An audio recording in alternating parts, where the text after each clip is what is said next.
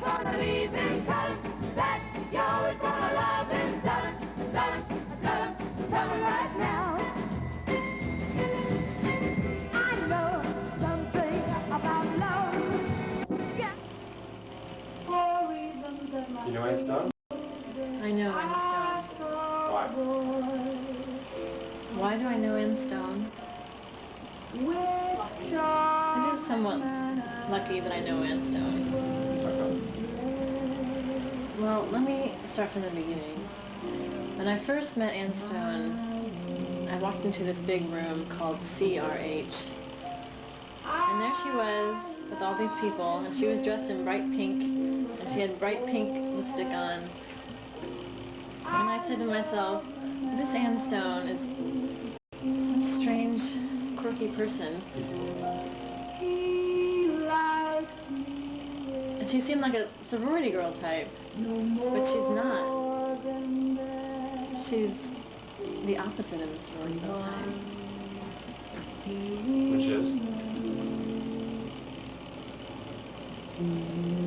She's very unique. Very, very unique. She's Anne Stone. And I live with Anne Stone. I'm glad I live with her because I wasn't going to live with her. Because I thought it might get sticky with the friendship if I lived with her. So when we moved in together, and she wanted a closet, it's this huge closet we could rent out for $16 a month with a big window. I don't know, I just got to know her, and sometimes I crawl into her bed in the morning, and we have a sitcom called My Bed and Welcome to It.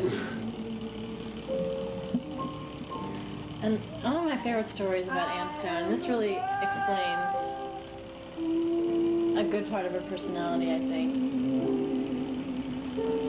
When she was 5 years old, her parents were having this party, and she walked into the living room with her little skirt on, just like she wears today, this little skirt and her little Swiss silver sandals.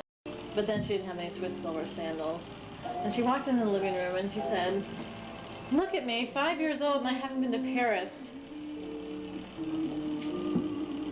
Has she changed? No. Been to Paris? She's still 45 years old. Do you know Anne Stone? Anne Stone? No. I slept in her bed though. You did? And I've used her pastels here. And I was painting this pot that Anne and Maria have. And here's some of the pictures I've done. These are all done with Anne Stone's pastels. Now I'm on Anne Stone's bed. Did you sleep on it? Yes, it's a soft little bed. Little? Big bed. She's got pillows with assorted pillowcases. Flowered, polka dot, and rainbow. Here's a quick portrait of her roommate Maria. That's a quick portrait. Sort of a contour drawing. Would you like to meet her? I'd like to meet her now. Now I'd like to meet her.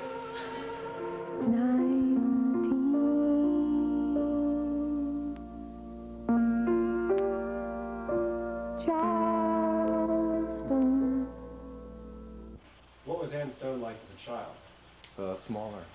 Smaller, kind of large. Small and large? Yeah, laughed a lot, screamed even more. Did she eat everything she was told to eat? And more. And She ate things she was directly told not to eat. And often. Paint? Oh no, not paint. No paint. Okay. Was she rebellious as a high school student? Oh yeah. Quite rebellious. What did she do? Oh, all kinds of stuff. Dressed funny, did obnoxious things, was rude to people she didn't know very well. You know, fun stuff.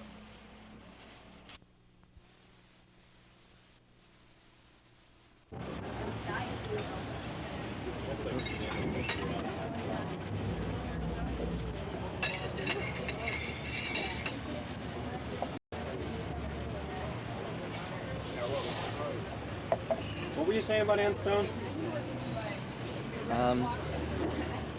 You asked me if she was a good friend, and I said yes, she is a good friend.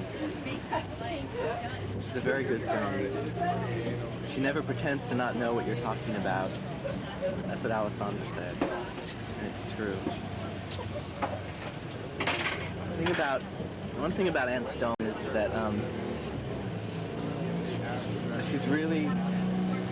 she's got all this, as far as an actress and a singer and things, there's all these things she has to live up to. She has all this potential to live up to.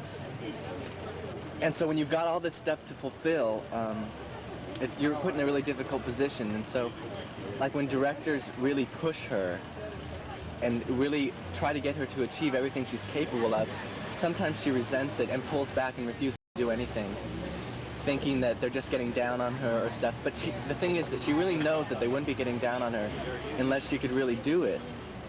But you get to the point where you just want to say, fuck you, stop pushing me, you know? Let me do it.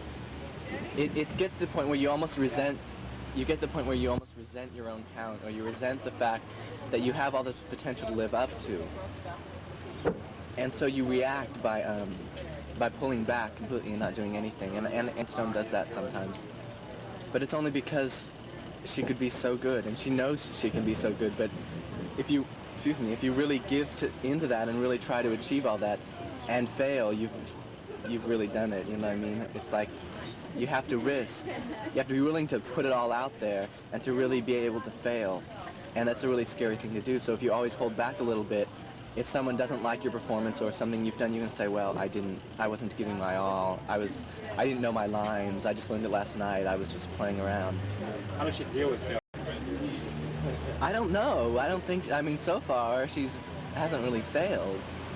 You know what I mean? Because she can get away with faking it. She's a good faker. And so most people won't know if she's faking it or if she's doing it real. Of course, she will. Does that hurt her friendships? No, because I think her real friends can tell when she's faking it and when she's real, and allow her to do that. Because even when she says one thing and she means another, you know what she means, and so it's all right. You don't have to pretend to not know what she's talking about, just like Alessandra said. And so it doesn't hurt your friendship really, because no matter, you always know. And it's great. Because it's like you don't have to put everything out there within. Bye. Let me eat some more. Anne Stone. Anne Stone is very sensitive. She came to this party and she left because she was depressed. I would have left too, but I'm supposed to live here. I'm a semi-host of this party. In fact, the guy next to me is the old boyfriend of the other semi-host of this party. I give all the credit to you for being the semi-stone person of the party. I'm just an innocent bystander. Back to Anne Stone. Really? Tell me what you know about her.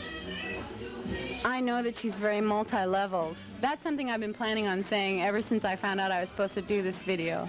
She's multi-leveled. She's a very deep person. Whoa. Like I am. Which is why I like her. I like people that are like me. I don't know anybody in this room except for Eve, barely. And he knows me barely. And I don't know Buddy Boy at the door. But, Eve was talking to me. She was... The thing about Anne is that the first impression, just believe me, she's a neat girl. The thing about her is that the first impression of her is fun, just this sort of fun, social person. And that's true. But that's not all there is to her at all. Not even close. Not even close. She is really, really insightful. And if you get into a long discussion with her about life, she has so many things to say that are true. And I think about life all the time, but things that I haven't thought about before. And for someone who's her age, I mean, she just turned 20. For someone that's her age, she's amazing. She's talented, but she's insecure. And, I mean, everybody's insecure, but her insecurity is really clear once you get to, once you spend a few evenings out with her. And I hope to God she loses some of that insecurity with her experience and with her age, because she deserves to lose it. She's really, really aware and talented. Not just as a singer. She knows she's talented as a singer because she's had a lot of training as a singer, and she's confident in that. But she's talented as an actress and as a person dealing with other people. I mean, she'd be a great therapist. She's great with me, and she's younger than me, okay? She makes me feel better about stuff. And it's not just because she knows what's going on, it's also because she feels bad about it too. She's had hard times too. And she empathizes with people. And that is, to me, the most important thing. So many people are so caught up in themselves and what they're doing and their traumas and their problems, but she'll empathize with me and with other people. And I appreciate that so much. That's such a rare quality. No, she reminds me a lot of my old best friend, who is still my best friend, but now she's old, and Anne Stone is young. And so she's 19, and when Jean was 19, she was just like that. Listen to Pete Townsend when she's incredibly depressed. And where'd I meet her? That's a very good question. I don't remember the first time I met her. She remembers me, and she said I think I was pretentious, or that I was something pretentious or snobbish or full of myself in some way. I don't remember being like that, but that's what people often think. And she was wearing the weirdest outfit. High heels and several pairs of socks and tights and a weird skirt and a big jacket, so that she looked like she was trying to camouflage herself with so many layers and colors. And she sang something, and I said, "Wow! You sing, oh boy, do you sing?" And she said, "Yeah, well, yeah, I do sing. I think she should sing more. I think she should spend less time worrying about English papers and being in strange plays,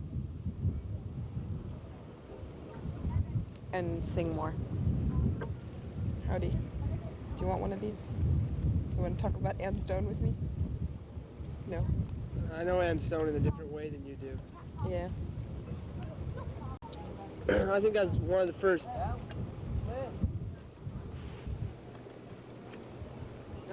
He was one of the first. Did you do this for me? Yes. I think I was one of the first people to meet Anne Stone when she came to Berkeley, but I never really got to know her. She was living with a friend of mine they went to high school together, and their parents know each other. And I saw her in her bedroom. It was incredibly cluttered, basic Hollywood feel type bedroom with Cary Grant peering down out of a picture frame at her bed, and Fred and Ginger on the wall, and it was really cluttered. Erin said that was the person she lived with, said that she was kind of odd, so I was interested in meeting her.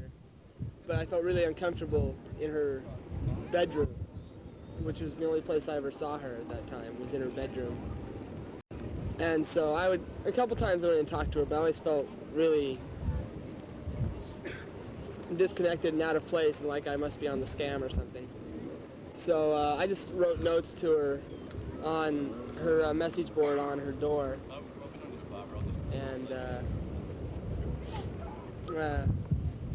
And then when her and Erin moved different places, I didn't see her for a long time, and I didn't even know anything. Didn't know anything. Great person? What? Great. She's a wonderful person.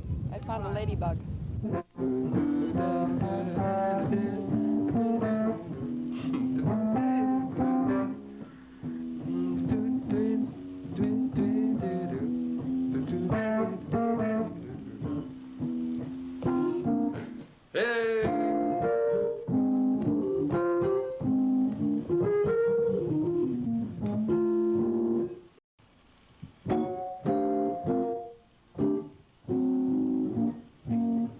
Well, It's running and everything, right? It's running like Annestone's listening.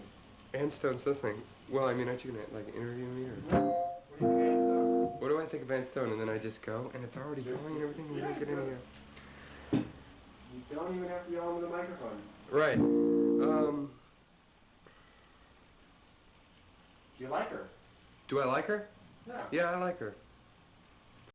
Is she different than most of your friends?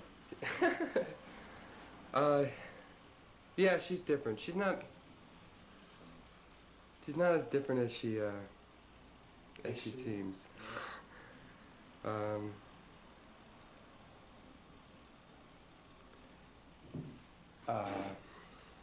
Well.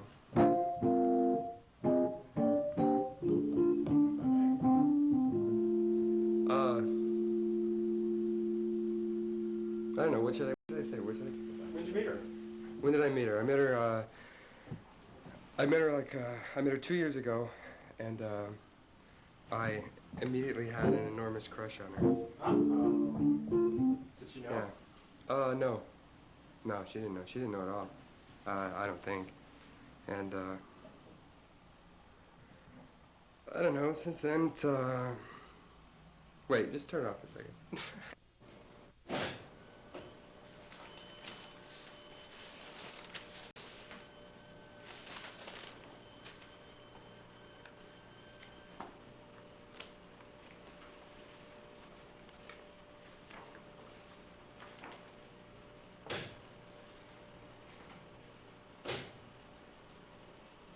The private life is nothing but that zone of space, of time, where I am not an image, an object. It is my political right to be a subject which I must protect.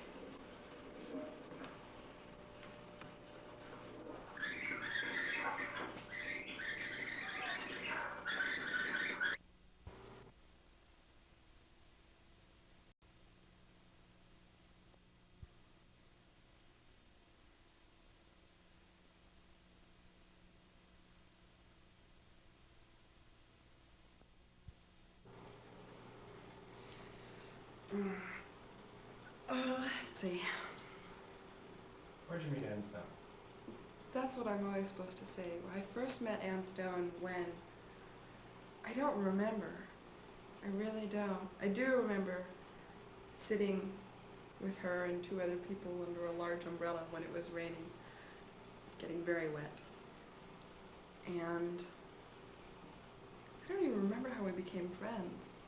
You think you became friends? Did we become friends? Yes. But I don't know if it was a thing of becoming. It was as if we were already friends and hadn't known each other yet.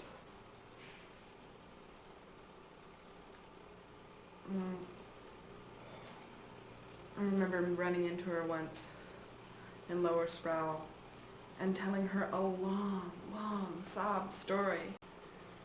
And then once her telling me one in return in the same spot. It seems to be a very environmental friendship. The place we're at matters quite a bit. I don't think we've ever been any place together. We just meet in these environments and talk about wild things. She's the kind of person that I can say, I'm having one of those days where I just stare at chairs, and she'll say, oh yes. She doesn't need an explanation as to what that means. Do you think you'd ever write to her from New York? Mm-hmm. Was she the type that would write back? Yeah, I think so. But if she didn't, it wouldn't matter.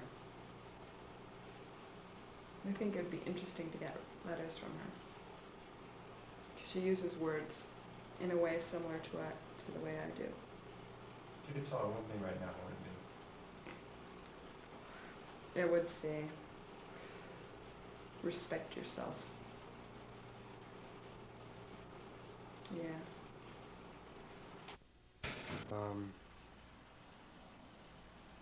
What do I think she'll be when she grows up? She could be a lot of things. You know, I never thought of it that way. I don't know. She's young. She's very, very young, you know? Yeah. She's a lot younger than... I mean, that's as much a characteristic, at least as far as I could see in my eyes. That's as much a characteristic of her as anything else. Is she old in some ways? She's very smart. She's very smart. What about the way she dresses? The way she dresses. She has fun. I love the way she dresses. I love the way she dresses. Why does she do it? Why does she dress that way? I don't know. She dresses. Her dressing is not that unusual. Yeah.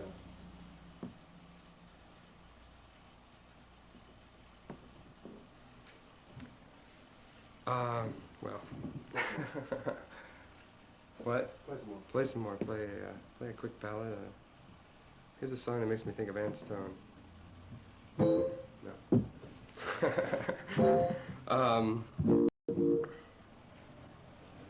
Might as well play now. Might as well play now? Might as well. Well, I met Anne Stone the same place that Charlie met Anne Stone and the same place that Maria met Anne Stone, in the jazz choir. And I remember her audition. She had just auditioned. And she was coming out of the director's office, and she was all in a riot. She was in her bright pink outfit, which I think she uses to make an impact on people. And she was just, I thought she was in a sorority, or I thought she was a Valley Girl type. And then later, as we got into rehearsals, actually, yeah, I met her, and I didn't know if she was going to get in jazz choir or not. I just sort of went, oh, wow, there's a trippy girl that I see every now and then. Just a second. And after we got into rehearsals a little while, I realized that she was developing a small crush on me. And I didn't have much to say about that. I was very flattered because everyone else in the jazz choir was crazy about her. Oh wait, do you want a piano? Yeah. What kind? This is Oh yeah, you're right. You're on film. A Yamaha? Or a no, Grand? I have a Room 64 reserved for At 8, right? Right. You want it now? I just have it now. If no one's in there. Thanks a lot. Sure. Oh. Yeah, you should.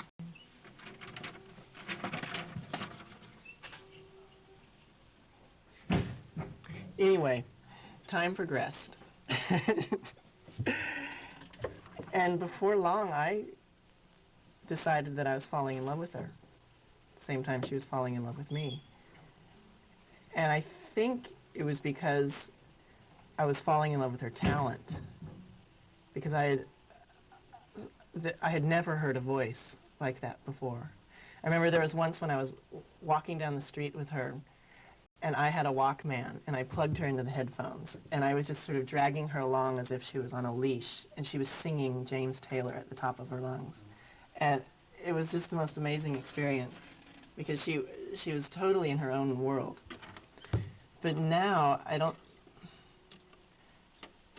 don't think she's willing to use her voice. I got very frustrated with that. I got very frustrated with her not wanting, she called it paying her dues. She didn't want to pay her dues. She didn't want to have to work. She wants to get through life without working. And I think I confronted her with that because I'm planning on paying my dues. And it was weird because we had all these dreams. We were going to go to Europe, and we were going to make a fortune, and we were going to go to Martha's Vineyard and to New York, and we had all these plans for a future. But it never materialized. And now when I see her, we're on a very superficial level.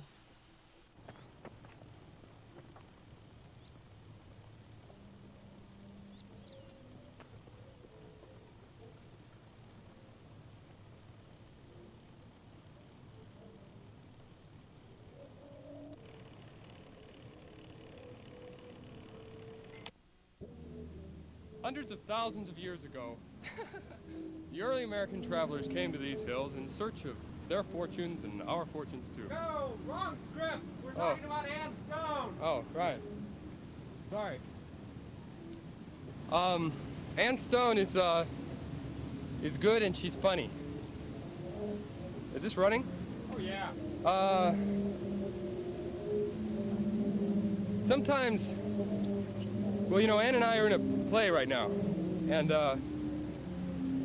what? What's it about? Well, it's, just a play, and we both have roles. You have a good one? Yeah, I have a good one. I'm real happy with my role. What about her? You don't like her? I don't know, I don't think she's completely comfortable. Well, I don't think she has her feet under her yet in the role. It's funny because Ann has, in some ways, like, enormous personality. I don't know what to say now. Yeah, no, she's going to be good. I'm sure she's going to be good. I shouldn't say that she isn't, because she is. She's going to be good, I'm sure. Actually, what I was going to say about Ann in the cast is that it's funny because I think of you know, ourselves as friends, but I don't see that much of her in the show, and that's very Anne-Stone-ish, you know, because you know, she's good friends with Allison, and she talks with Allison, and she laughs with Allison, you know, and she doesn't see much of the rest of us, and that's very Anne-Stone-ish.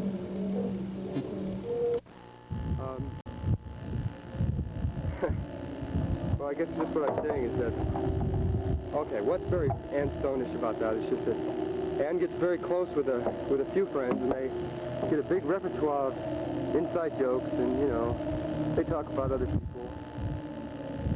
And she excludes a lot of people, which is why she has such tremendous loyalties, which we're no doubt seeing in this film.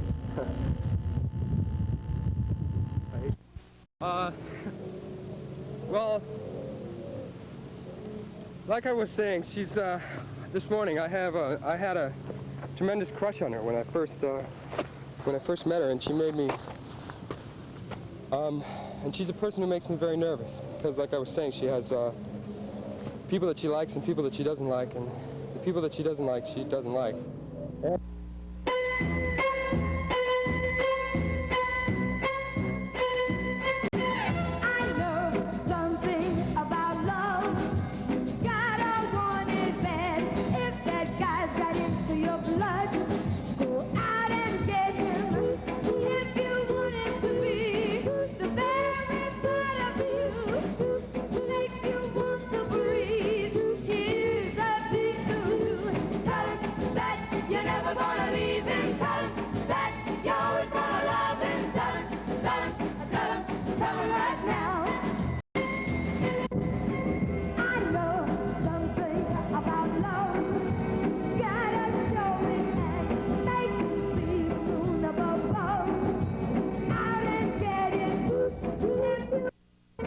Okay.